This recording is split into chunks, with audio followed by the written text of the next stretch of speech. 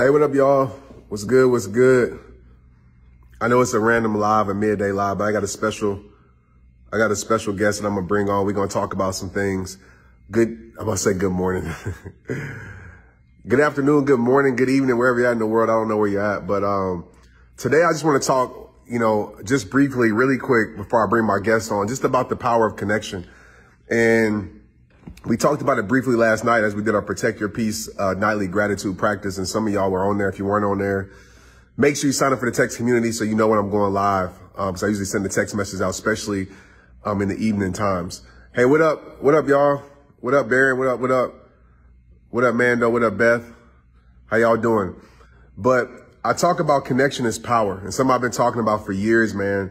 And the power of connection is everything, right? Communication is great. But when you're able to connect, and the thing about it is most of us, we all are connected to something, right? We're connected to something that, gives us life or drains our life. We're connected to things that give us peace or robs our peace. We're connected to things that make us feel alive, things that don't make us feel alive. And I think as human beings, we've all been on both sides of the fence.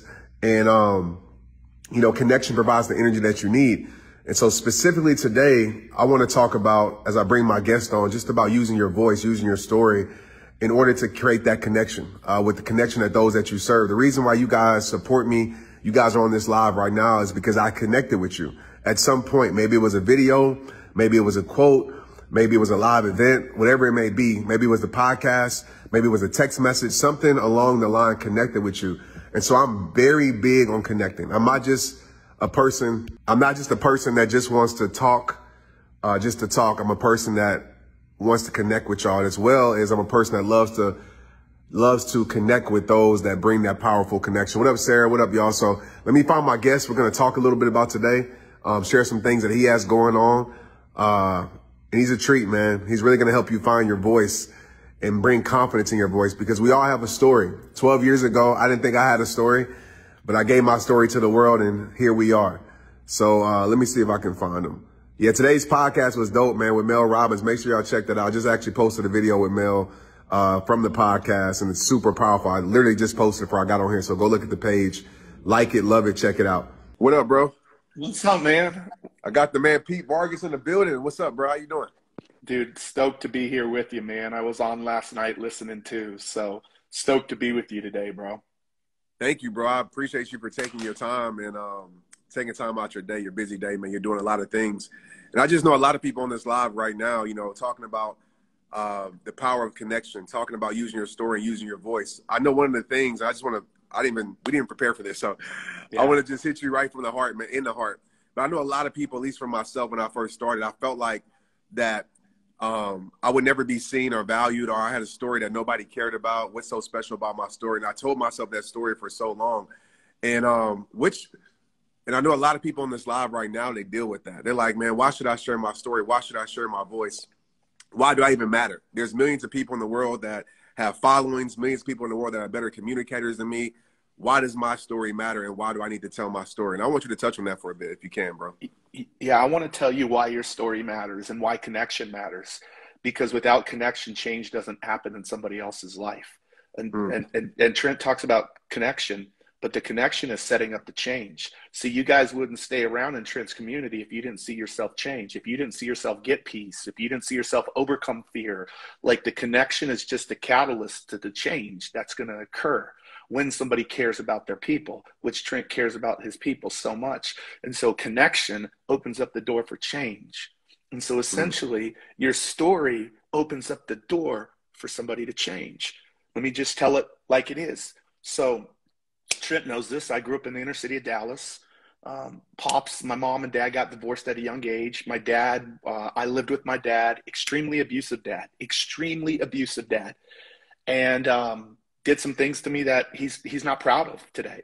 And my grandmother, I come from a big Hispanic family. My grandmother, when I was 12, 13 years old, she actually had somebody spying on us in another state and saw the things that were occurring with my dad. And she came and took me away from my dad one night because of the things he was doing. And so my dad, I want y'all to see the importance of connection and how it leads to change. You see, my dad came back into my life when I was about 13 years old. I was on the junior high football team, not as good as Trent. I was the big old center snapping the ball, but I blocked like a beast. They should have put me at tight end because these hands are gold right here. Just don't underestimate these hands. Ask Cody Hodges. But I see my dad, Trent, and he's back in my life. And he had got dishonorably discharged from the military because of some of the things he was doing. And I'm thinking, wow, this is it. Like, things are about to change. My dad's going to tell me he's sorry. And so over the course of the next decade of my life, we tried church, we tried counseling. His 7 siblings would constantly communicate. Listen, we're always communicating. It's whether it's being received on the other end or not. I'm communicating to my daughter today as I'm trying to get her up for school. And how I choose to communicate to her is going to make a decision if I'm going to connect or not connect. And when I connect, things change. And when I don't connect, things don't change. And so what was happening in that decade is everybody was trying to connect with my dad's head. His 7 siblings, go make things right with your son. Get things right with your son. Tell him you love him. You messed up. Or counselors like, dude, you missed it. Like, when are you going to go and get things right? And everybody was trying to connect with my dad's head. And he wasn't hearing any of it. He wasn't hearing any of it. And then, Trent, you know this, I was 23 years old. I was a youth pastor. I had a goal to bring in the most powerful speakers into my little small West Texas town of 15,000 people. And I bring in all these speakers to speak to my kids, little tiny youth group with 3 kids. And then what I saw, this is important, I saw these speakers I would bring in, and all of them would connect with my kids' hearts. At school, not all of the teachers, because I love the educational system, but a lot of teachers trying to speak to people's minds. A lot of pastors trying to speak to people's minds. And they aren't hearing it because there's a guard that they have up because they're tired of being told what to do or what they're doing wrong or what they need to do. They just want somebody to hit right here. And so I'd bring in speakers that were counterintuitive to that. Larry Brown from the Dallas Cowboys, Rick Rigsby, all of these amazing people. And I saw my youth group grow in a town of 15,000 from 3 people to 800 kids. It was the largest youth group in the world per capita, like a little small West Texas town. What happened? People who had a message that literally connected with the hearts of my kids. They weren't used to that. They were used to being told what they're doing wrong or what they're not doing, what they need to do right or whatever. And finally, people started speaking to their heart. Well, I want to share one final piece to the equation. There was a man that one of my mentors told me, you got to bring him in, Pete. Bob Huffaker, who was a big Nazarene pastor, said, you got to bring in Daryl Scott. And Bob wanted me to bring him in because Bob's grandkids were in my youth group. And Bob had experienced what happened in Ohio with Daryl Scott. Daryl Scott's daughter, Rachel Joy Scott, was the first girl killed at Columbine back in 1999. And she died that day, and she left her family with 6 diaries. And she wrote a paper 1 month before she was killed called My Ethics, My Codes of Life. Let me tell you one of the reasons I love Trent Shelton, and he might not realize this about himself. He has an ethics and a codes of life. He knows what he stands for. It's hard to stand for anything when you don't know what you stand for. Rachel knew what she stood for. Like, little homework assignment, go read that paper. It'll move you to tears what she stood for. You just got to Google it. Rachel Joy Scott, Ethics, Codes of Life. And then allow that to be a catalyst for you today to write your own ethics and your own codes of life, what you stand for. It was a page and a half, but that page and a half was a reflection of who she was. And so fast forward, I listen to my mentor, or rewind, I listen to my mentor. I bring him in, this guy named Daryl Scott, in 2003. I've already brought in dozens of speakers who move my kids' hearts. And now I bring in this man, and I'm trusting my mentor. And this man during the day, Trent, speaks to my kids at Hereford High School. And I see the hardest football player in the world crying on my shoulders as he left the auditorium that day. I had never seen emotion from this kid. His name was Bo Harmon. I'd never seen emotion in 4 years in this kid. Every week he came to my church. He's that hard middle linebacker that busted people's chops. You know him. I mean, you played with that type of guy. No emotion. But I remember the tears right here on my left shoulder, bro, as he put his head down. And he thanked me for the message that I brought into the school, because for the first time in Bo's life, coming from a tough family situation, somebody connected with his heart.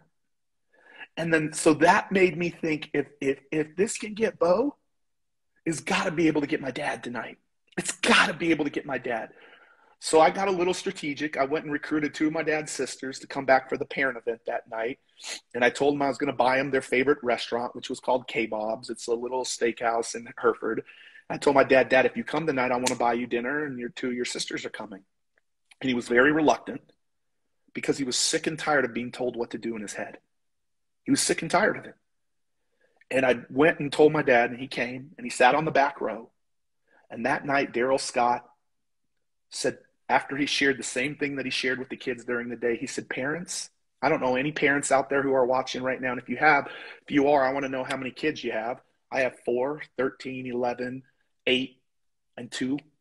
I can't even imagine losing one of my kids. Like, I can't imagine that. Like, I can't even imagine what he's walked through, or any parent who's lost a kid on here has walked through. Like, my heart goes out to you if you lost a kid.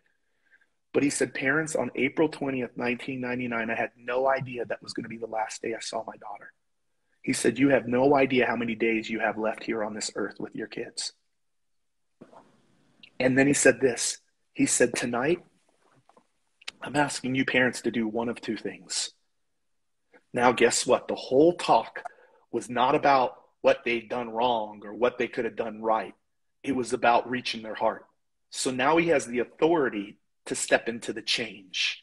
Remember, connection with the heart opens up the door for a human's life to be different. He's now got the permission. People's walls are down because he's connected with their heart for 45 minutes. And now he's going to give them a call to action of how they can go change things in their life and make their life better.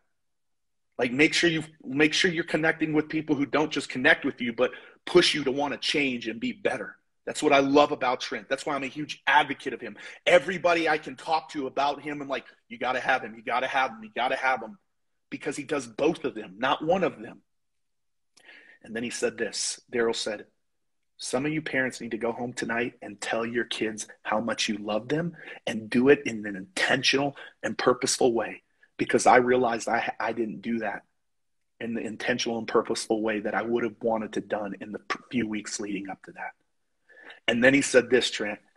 He said, and some of you parents, right now, you know in your heart that you need to go ask your kids for forgiveness.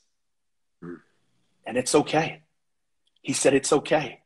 He said, I know it's not easy. And watch this. Instead of saying, you better go forgive them, he said, my son's last memory on April 20th, 1999, Rachel's younger brother, 2 years younger, was them fighting over the radio station on the way to school, just like any brother and sister do. But the difference was he slammed the door that day and told her something really rude as he left that day. And the next time that he would see his sister was in a casket. And for 2 years, nobody knew that story. Nobody knew that story.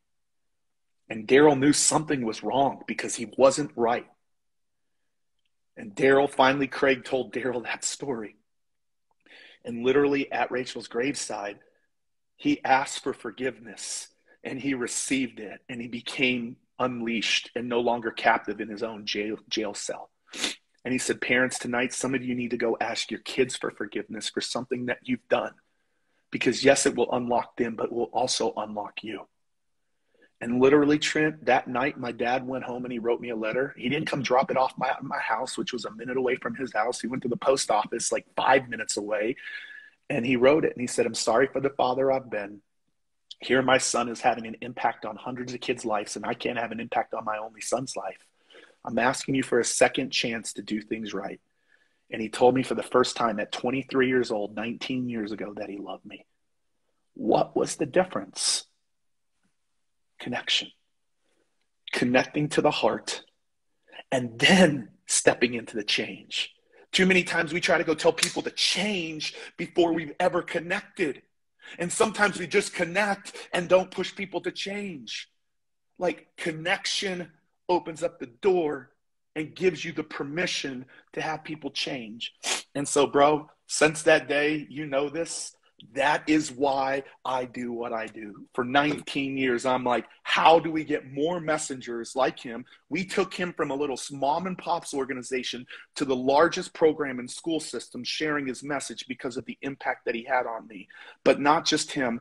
I'm so committed to making sure that more people like you and like Daryl Scott can get those messages out on a bigger scale. So you ask the question, why? Because your story and your life's experiences are going to be the catalyst to help other people see change in their life that they so desperately need today. So if you don't, you're actually being selfish, because your story, just like Trent's story, has changed millions of people's lives. Don't think you have to change millions. You might be called to change hundreds of thousands, tens of thousands, hundreds, dozens. But your story is the catalyst to helping other people change. Your story was for you and is for you, but it's also for others to be able to do things. So Trent, that's my perspective. That's the longest I'll talk, bro, but that's Oh, me. man. Now that's beautiful, brother. Like, I just love when I can just sit back and listen, and everybody in these comments are enjoying it, man. And you're definitely right about, having both of those, right? Because a lot of people talk change, but they can't connect. It reminds me, I remember I was growing up and just being in the church, and I would have pastors that I wouldn't connect with. They would talk about change, and their change was like wrapped around this perfection. There was no vulnerability, no transparency. And I was like, man, I can never, ever be like that. So I'm like, I might as well just keep living my life. But then when I got around another pastor, and this pastor happened to be my dad is one that's totally like this, but even outside of my father, where he opened up his heart to transparency, And he showed me that, man, I have these struggles too. I go through these things too. And immediately that connected with me, because I realized, I don't have to be a perfect human being to be loved by God. I don't have to be a perfect human being to make a change in this world. And so he opened up my heart, and then he gave me the tools that I needed to go on along my journey based upon his story. And one of the things that I always say, bro, is like, I always tell myself this, and it's beautiful. Like, even right now in this moment, I have my moments where I look back and say, man, there was a greater purpose than the pain I was currently experiencing. And I always remember this when I go through my hard moments. Even this year, I always tell myself, my present pain or even my past pain is going to be future strength for someone else. Yes. Because I'm going to show people how I got through it. I'm going to show people what I did. And if they ever go through it, hopefully we can prevent it. But if they ever go through it, they're going to have the tools based upon my experiences. Because I always say, experience is the best teacher. Yeah and no. Somebody else's experience is the best teacher. I don't want to have to go through it if I don't. And so, man, I'm grateful for you, bro, for sharing that. And I want you, while I have you, man, you have something incredible going on right now that I'm a part of. And I want you to share it. And even because my next question for you was going to be like, why do you fight for what you fight for? But you answered it. So if you want to even go on that even more, and then share, what you have going on currently right now, man. I hope you guys just took a note of that, because I just took a note of that. Like, the greatest teacher is your own experience.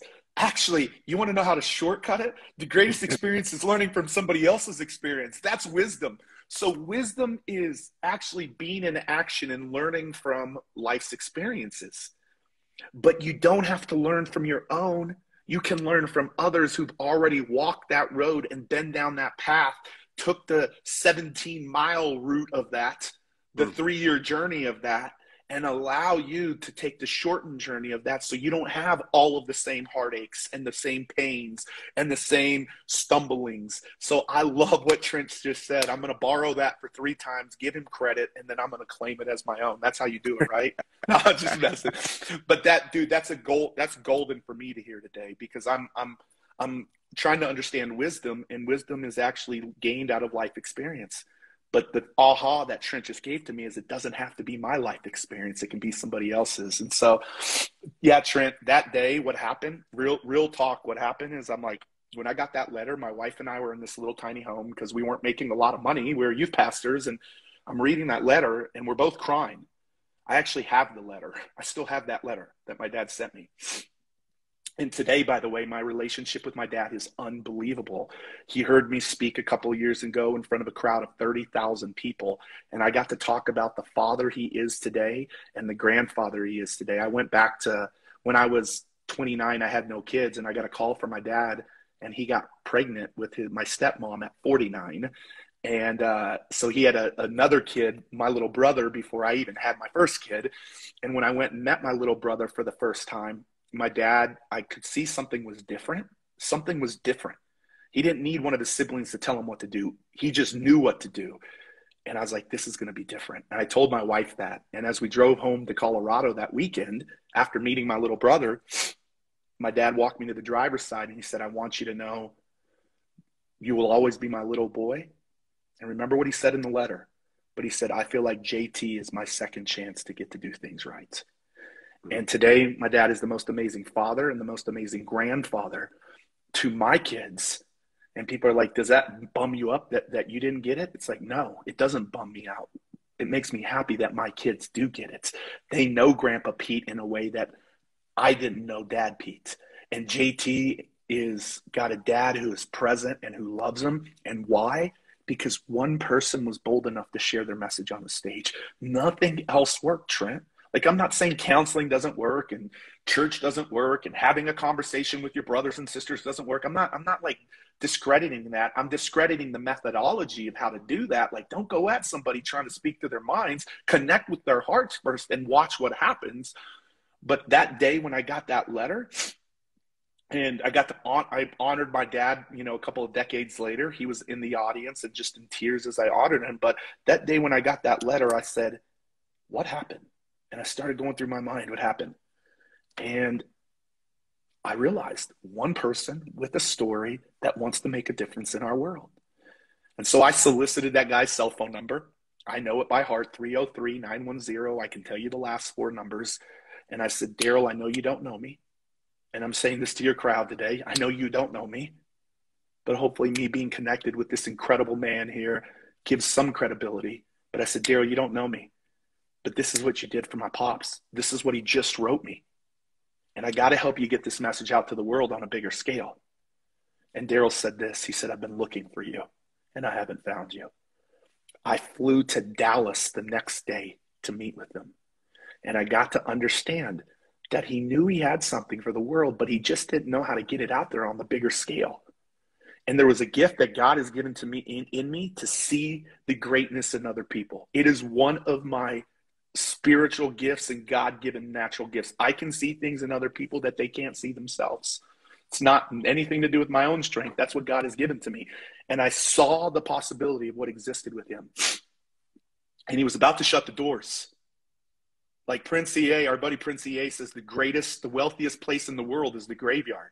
It's stories untold, inventions not had, ideas not launched, because we get afraid and we're scared.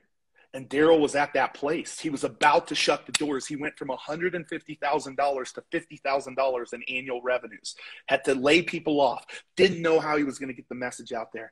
And Trent, I just saw it.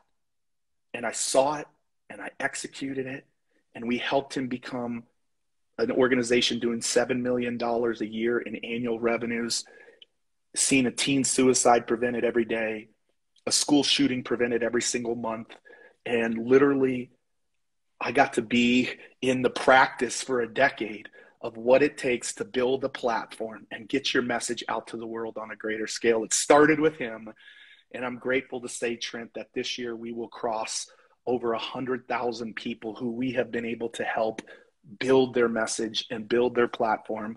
And next week, we're doing a free event. You're a part of it. Jesse Itzler, Steve Weatherford, Sarah Blakely, just found out Bethany Hamilton. I'm hoping to finalize today with Tim Tebow, Damon John. I mean, the list is incredible. And it's a list of people that I believe they're amazing at some piece of building their platform.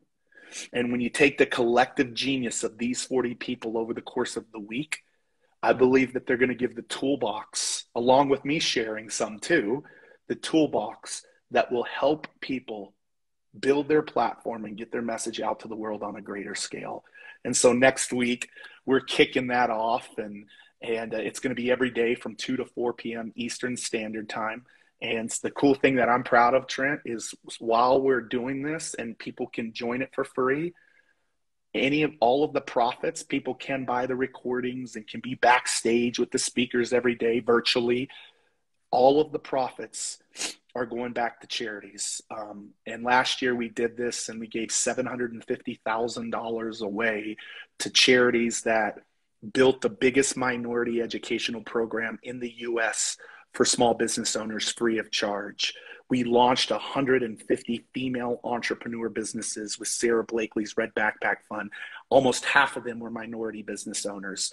We helped feed so many people through Tony Robbins charity. We helped single moms through Grant Cardone's foundation. We gave $750,000 away. So while we were helping build platforms that are making a difference in the world, we're also teaching people how to build their platforms so that they can go make a difference in the world. So it's like the win-win combination. And I think if people go to, I think it's jointrentshelton.com. Trent has given all of the profits away to charity too. He's going to be a speaker. And Trent, my goal and my intention of the week is to give people the toolbox of what it takes to build their platform and really change their world. Oh, man. Man, I just thank you for your heart, man, and sharing your heart and being a part of something amazing. This question came across the chat, man. This will be my last question. I'll let you go, brother. Yeah. Make sure, guys, yes, it'll be virtually. I'm about to pin it at the bottom, you guys, so you can find it. So I get this question a lot, and I saw this question pop up in the chat, and I think it's a great question to ask. And especially with your father, right? You're dealing with a situation with your father and going through things and sharing your story. There's so many people that want to share their story, but in sharing their story, it might bring some trauma or some hard situations to those people that are part of their story. What's your advice with that? With somebody that, it's an intricate part of their story, but they don't want to throw their mom or their dad or their significant other, brother or sister or friend, under the bus. What would you say to that? Yeah. So this is an incredible question, because after I shared my story in 2019 and my dad had heard it for the first time, yes, I honored him at the back end and the father of who he was, but I also told the kind of war story of who he was before that. And it actually opened up dialogue and conversation with us where he felt like, man, I don't want to be remembered as that father. And so it actually opened up some of the most healthy dialogue that, although he had apologized, we had never gone deep in the conversation before around this. And so it was so beautiful that we got to go deep. But let me tell you something. Let me rewind to 5 years previous to that when I first started sharing the story. So there's a couple of things I would say to people. If you are not healed from a story, don't share it. Because at least don't share it with people who don't know you. Like, share it with your inner circle and have your inner circle help you get healed from it. But it's not intended to be shared with people that don't know you, because what happens, and I see this all of the time, Trent, is you're actually bleeding out in front of people. Not physically, but it's an emotional bleed out. And you can tell when somebody shares a story from a place of not being healed versus sharing a story from a place of power. Like, listen, my story still shakes me up, but I'm healed from it and I can share it from a place of power. So my first advice is make sure that you're never sharing it when you haven't been healed from it. That's first thing. Second thing, I had been healed from my dad's story. I went through some forgiveness. I went through some inner work. And so before I launched my website to the world that told my dad and I's story in the video, I called my dad. And I said, Dad, I feel like it's time for me to really take my message out to the world. And I want to make sure and let you see this. And he went and watched it. My stepmom called, this is back in 2015. My stepmom called me back and said, your dad's in tears and he's so proud of you. And so I was honoring to my father to let him know what I was about to do. Now, that could go two directions. It could be like, you got their blessing. Okay, I got it. Or you might not get their blessing. And in that case, you have to do what aligns for you. That is my conviction. Like what I told my dad on the back end, what I've told my mom, because I share parts of my mom's story with in my journey. I was like, Mom, that's my story. This is my story. This is who I am. This story made me who I am today. And now I get the opportunity to share it with other people to help them overcome and get through their obstacles and their hurdles a lot faster than I was able to. And so you have to do what aligns with you. Like you have to do what aligns with you, whether you get the blessing or not. Then there's a third category. And it's like, I'm not going to go ask them for their blessing because there hasn't been the heal. Like they haven't asked for forgiveness. They never said they were sorry. And in those cases, I haven't been in those shoes, guys. But what I can tell you is you have to do what aligns for you. You have to do, like, don't be out of alignment. If it doesn't align for you to share it, don't share it. And if it does align for you to share it, share it. Remember, you're comprised of thousands of stories, thousands of experiences, thousands of memories. And you don't have to just share that one. You have so many. There's a metric that I wish people tracked. People track, how much sales do I have? How much leads do I have? How many followers do I have? How much content did I produce? I wish people would start tracking how many times do I share one of my stories. Because the more you share your story, the more connection you're going to have in the world. The more you share your stories, the more connection you're going to have in this world. And so one of the practices that I do is I actually have a story journal. I have a story journal. Like I've made my own story journal. And so whenever I have a story, like the time Trent and I had lunch and had a conversation in Scottsdale, Arizona, or the time that Trent and we went through the why activity, the 7 layers deep in my garage, in my studio. Like I wrote that story of him, me, and Stormy down. And then I actually write, like, what's the teachable moment in this? This is the simple thing of a story. Write the story. What's the teachable moment in the present moment for you? And then jog your memory a little bit with some notes, because as you get older, you might not remember all of these stories. It's 3 columns: the story, the teachable moment, and just a memory jogger of notes. And I do that as a consistent practice with every story that of my life experience that I can. And now I have this documentation. So when I go into the teachable moments, I can run like, where's something on leadership, or where's something on purpose, or where's something on family, or where's something on my kids. And I have this documentation of all of these stories. All of you can do that. Like, you don't need my story journal. I'm not trying to like hold something back from you. Get a column, and it's 3 columns, and just document your stories and share your stories. So if you don't feel aligned to share one, man, you got thousands others. So hopefully that helps, Trent. Ah, man, that more than helped, man. Y'all send some love and Pete in the comments, man. Drop some fire emojis if you just got that fire. Y'all want Pete on the Straight Up podcast, it's gonna happen, bro. But drop some fire in there, man, because you shared so much, and that's a big question. I saw the responses when that question was asked, man, and so many people are in that place of, they feel like it's a prison, right? They're torn between the two. But like you said, I love that. If it doesn't align with your spirit, doesn't align with you, then don't share it, because you have thousands of other stories that you can share, and you might not be healed from it, man. There's times in my journey, I can definitely say, when I first started out, I was sharing from a place of hurt, not a place of being healed, and it wasn't good. So everything you said was 1,000%, bro. I thank you for your time. I appreciate you. Make sure y'all go to that link as you see how brilliant Pete is. It's just a glimpse of his brilliance. I get to him as a friend, so we get to do life together, man. So I appreciate you, and thank you for giving to this audience and what you do, man, for this world. Yeah, man. I'll tell you what, Trent. This is what I'm gonna do. I'm gonna, because I've seen a couple of comments. I'll pull out like my template, and I've not done this on any lives, and I haven't even talked about my story journal in months, maybe a year. But what I'm going to do, Trent, is anybody that is part of jointrentshelton.com, I'm going to let you know everybody from your community, so you know who's participating in it, and we'll get them that story journal template. It's nothing fancy, so don't think it's fancy. But the problem is we try to make things perfect, because the world's telling us to make it perfect, and then we never take action because it never gets to the perfection. So you're going to look at my story journal and be like, that's simple. Yeah, the more simple things we do, the more we can walk in action and not get paralyzed. And the world tries to tell us to be perfect. Like, I'm like, no, these are the 3 columns I need. That's all I need. And I'm good to go. So y'all might laugh at it, and that's fine. But I'll make sure that everybody that goes to joinTrentShelton.com and is part of this, every one of you, I'll make sure we get you the story journal template that I use without my stories in it, because then you would know all my stories. So.